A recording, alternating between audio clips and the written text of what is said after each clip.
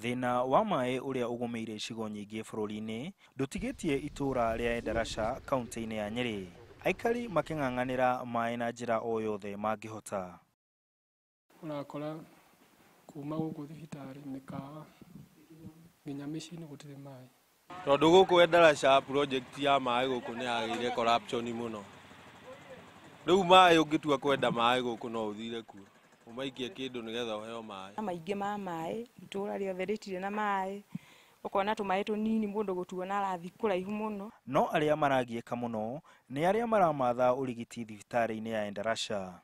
Kionereria ati thina uyu nduri handu utahutitie. Gukoretwo gwi kuru muno. Na guko kwina thina munene wa maai nginya thibitari teno. Nginya aria mari maternity kuri na thina marareherwo maai. Mundu akoma uraiguetirio maai. Tigutire maai nginya magithamba namo.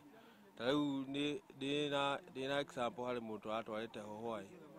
Arabidirwo agirwo maai gwake mucii kiroko ethambe. Ona thina ucio ni munene muno.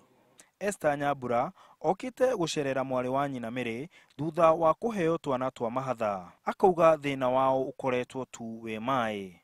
Kwaga maai guku riu mundu auma na make mucii kimurehera nigetha kona magwithamba.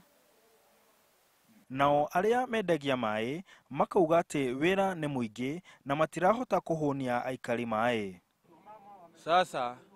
Sasa imebidi sasa mimi ning'ang'ane, mtungi moja ni 30 na hatucheki na wao juu hakuna maji.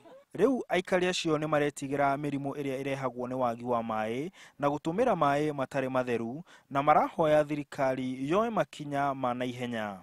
Tondu riu urakora ng'ombe ni kuciranywo andũ nĩ marahũrĩra guku ona nginya rĩu urakora mena gĩko nginya gĩa thabuni na kĩ.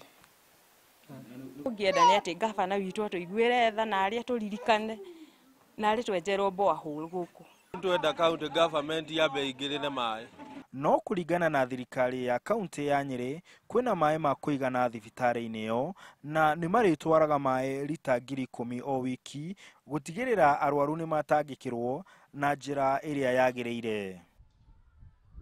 Kihonia kia naihenya kingiaga aikari a Endarasha no meguthie na mbere kugieka. Handu-ini ha Inooro TV de mwiyogo Endarasha Kieni kaunti ya Nyeri njitagwo Martin munene.